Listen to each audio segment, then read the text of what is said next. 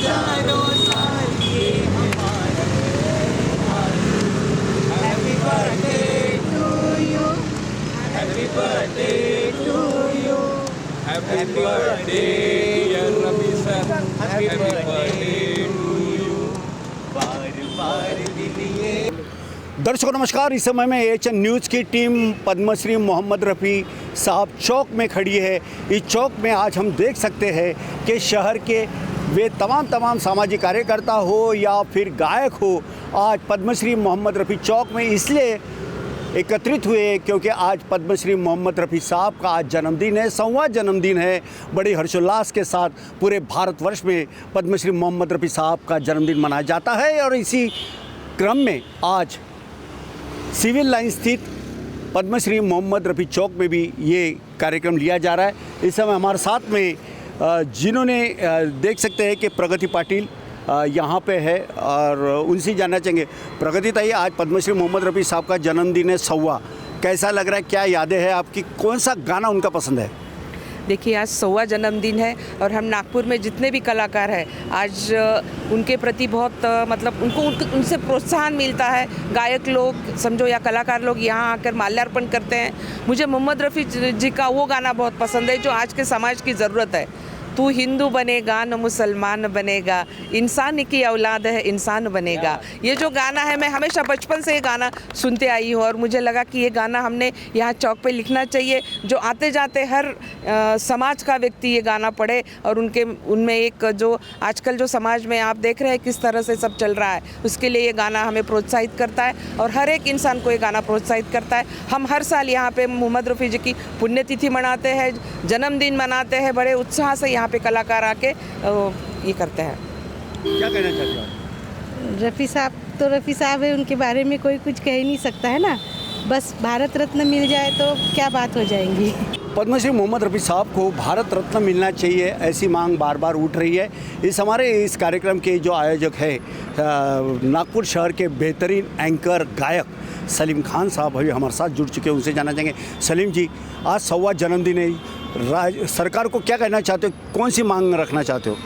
देखिए, सरकार ने, महाराष्ट्र गवर्नमेंट ने इस बात की दखल तो ली कि ये जो वर्ष है दिसंबर 2023 से लेकर दिसंबर 2024 तक ये रफ़ी साहब का जन्म शताब्दी वर्ष मनाया जाए और इसकी पहल महाराष्ट्र गवर्नमेंट ने की। जब महाराष्ट्र गवर्नमेंट रफ़ी साहब का जन्म शताब्दी वर्ष मना सकती है तो मेरा सेंट्रल गवर्नमेंट से, केंद्र सरकार से बस इतना ही निवेदन है कि इतने बेहतरीन इंसान, इतने बेहतरीन गायक जिन्हें डाउन टू अर्थ हर कोई कहता है, ऐसे व्यक्ति को भारत रत्न मिले, यही हमारी डिमांड है। ये बहुत बड़ी डिमांड नहीं है, वो इसके लिए एलिजिबल है। रफ़ी साहब के अंदर में हर एक वो गुण है जो एक भारतीय के अंदर होना चाहिए।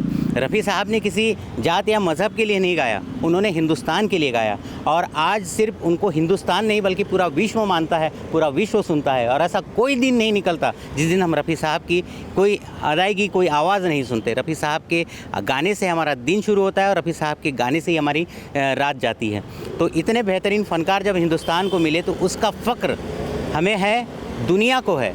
तो केंद्र सरकार से बस इतनी ही डिमांड है कि रफ़ी साहब को भारत रत्न दे दीजिए। जब इतने महानुभावों को, इतने दिग्गज कलाकारों को दिए है तो उसमें कहीं भी रफ़ी साहब कम किसी से नहीं है। रफ़ी साहब उनसे भी बेहतरीन कलाकार है, बल्कि सभी कलाकार अच्छे होते हैं, कोई बड़ा या छोटा नहीं होता, सभी कलाकार बड़े होते हैं। लेकिन उनकी जो प्रतिभा है जो हज़ारों साल तक लोगों के दिलों में ज़िंदा रहती है, ऐसे एक रफ़ी साहब थे। तो बस यही डिमांड है हमारी। रफ़ी साहब को भारत रत्न देना चाहिए, ऐसा इन सब का मानना है। इस समय में प्रगति ताई पाटिल भी हमारे साथ मौजूद है, सलीम खान जी भी है और रफ़ी साहब के चाहने वाले कई ऐसे दर्शक, कई ऐसे गायक जिनके चूल्हे आज मात्र रफ़ी साहब के गानों से ही शुरू है, वे तमाम लोग आज यहाँ पर बड़ी श्रद्धा भाव से अभिवादन भी उन्होंने किया और साथ ही साथ पद्मश्री मोहम्मद रफ़ी साहब का 100वां जो जयंती है बड़े हर्षोल्लास के साथ मनाया है, क्योंकि रफ़ी साहब एक नेक दिल इंसान थे, इसमें कोई दो राय नहीं। और हर भाषा में उन्होंने गाना गाए, जैसे लता दीदी को सम्राज्ञी गान कोकिला कहते हैं और पद्मश्री मोहम्मद रफ़ी साहब भी कुछ कम नहीं थे, एक ही सिक्के के दो पहलू थे। रफ़ी साहब तो रफ़ी साहब थे। रफ़ी साहब की जितनी बातें करो उतनी कम हो जाएगी, क्योंकि रफ़ी साहब अपने आप में एक महान इंसान थे और उन्होंने जिस नज़ाकत से हर धर्म के प्रति जो गाने गाए हैं वे आज भी हमारे दिल में आज भी राज कर रहे हैं। भले ही हमारे शरीर से आत्मा निकल जाए, शरीर निर्जीव हो जाए, मगर ये गाने हमेशा अमर रहेंगे, अमर रहेंगे, अमर रहेंगे। और इसीलिए कहते हैं कि जब तक सूरज चांद रहेगा रफ़ी साहब का नाम रहेगा, रफ़ी साहब का नाम रहेगा।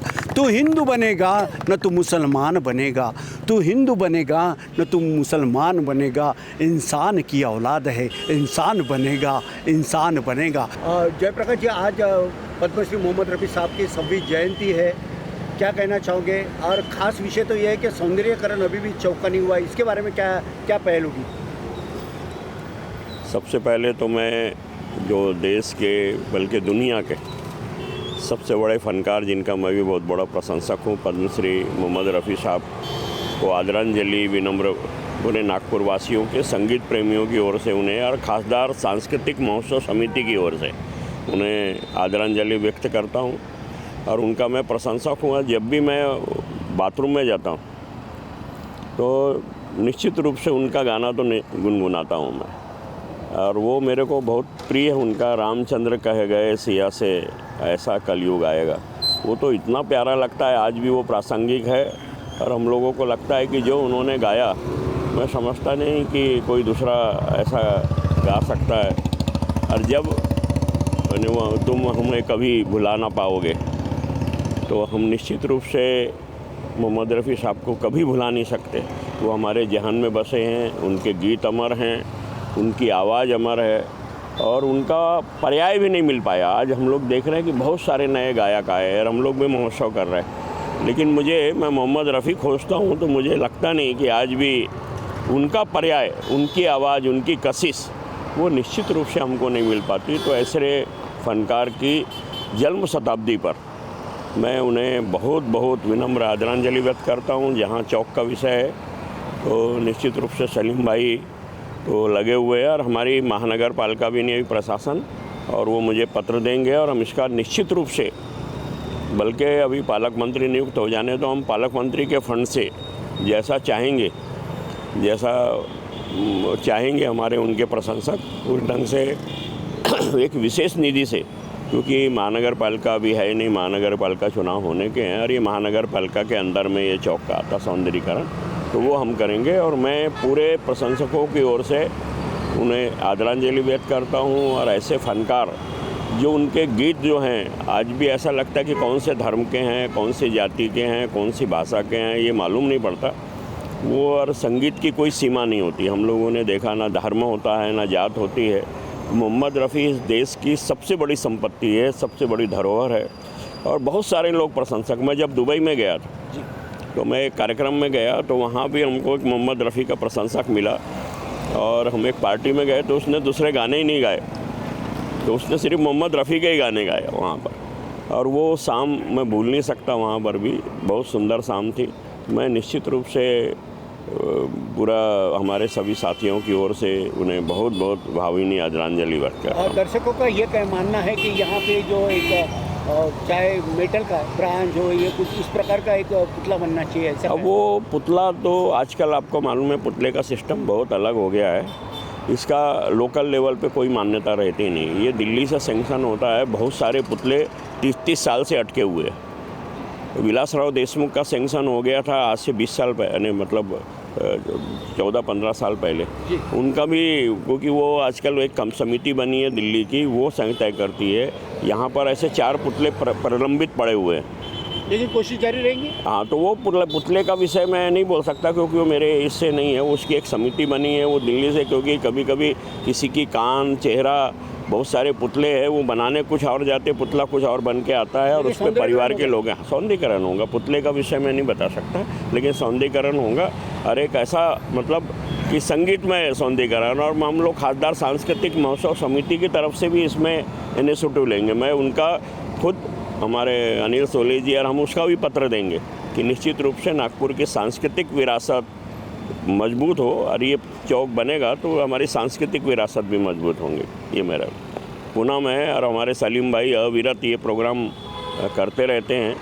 तो अब हम तो उनको ही कभी कभी उनका प्रतिरूप समझते हैं हुए। तो मैं खासदार सांस्कृतिक महोत्सव समिति की ओर से उनका भी, सलीम भाई का, कि वो भी हमारे साथी हैं, उनका मैं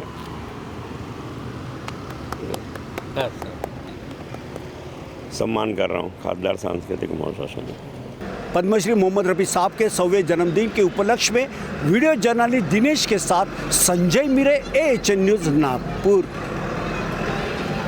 अरे वाह, पिकनिक की तैयारी? अब बेटा हम ठहरे डायबिटीज के पेशेंट, इस उम्र में पिकनिक वगैरह तो ना हो पाएगा, ज्यादा बैठने से पैरों में सूजन भी। तो फिर इतनी सारी दवाई क्यों?